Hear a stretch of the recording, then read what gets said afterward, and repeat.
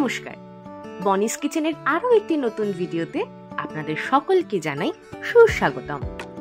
আজ তো শনিবার, তাই একটি সম্পূর্ণ নিরামিষ রান্না নিয়ে চলে এলাম।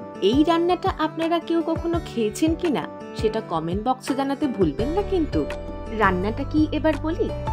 রান্নাটা হলো একেবারে অন্য ধরনের একটা রেসিপি, পাকা পেঁপের ঘন্ট। আগে হ্যাঁ, ঠিকই শুনেছেন। আপনারা যারা নিরামিষ ভোজী তাদেরকে অনুরোধ, আপনারা বাড়িতে একবার হলেও এটা বানিয়ে খাবেন।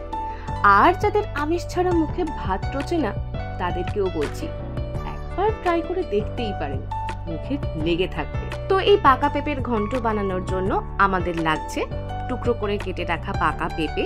এবার কড়াইতে সর্ষের তেল গরম করে তাতে সামান্য জিরে আর শুকনো লঙ্কা ফোড়ন দিয়ে দিতে হবে পেঁপের টুকরোগুলো। তারপর একে একে দিতে হবে সামান্য নুন, হলুদ গুঁড়ো, লাল লঙ্কা গুঁড়ো, ধনে জিরে গুঁড়ো, রঙের জন্য দিতে পারেন সামান্য কাশ্মীরি লঙ্কার গুঁড়ো আর সামান্য চিনি। এইবার মাঝারি আঁচে সমস্ত মশলা সহ পেঁপের টুকরোগুলো ধীরে ধীরে কষতে হবে।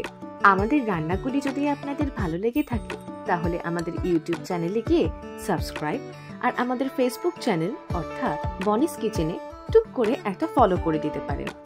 আর আপনার সবথেকে পছন্দের রান্নাটি পাঠাতে পারেন আপনাদের বন্ধু বান্ধব বা পরিবারের প্রিয়জনকে। কষানোর ফলে পেঁপের টুকরোগুলো বেশ নরম হয়ে গেলে দিয়ে দিতে হবে পরিমাণ মতন জল আর কয়েকটা কাঁচা লঙ্কা। এইবার মাঝারি আঁচে যতক্ষণ পেঁপেগুলো সেদ্ধ হচ্ছে ততক্ষণ পাখার তলায় একটু বসে বনিস কিচেনের বাকি ভিডিওগুলো টুক করে দেখে নিতে পারেন। জল শুকিয়ে আসা মানে আমাদের রান্না কিন্তু রেডি। খুন্তি দিয়ে পেঁপের টুকরোগুলোকে আর একটু ভেঙে নিয়ে সামান্য একটু গরম মশলা মেশালেই রেডি গরমা গরম পাকা পেঁপের ঘন্ট। আর হ্যাঁ, এই রান্নাটা বাড়িতে বানিয়ে খেয়ে কেমন লাগলো সেটা আমাদের কমেন্ট বক্সে জানাতে ভুলবেন না কিন্তু। দেখা হচ্ছে পরের ভিডিওতে। টাটা।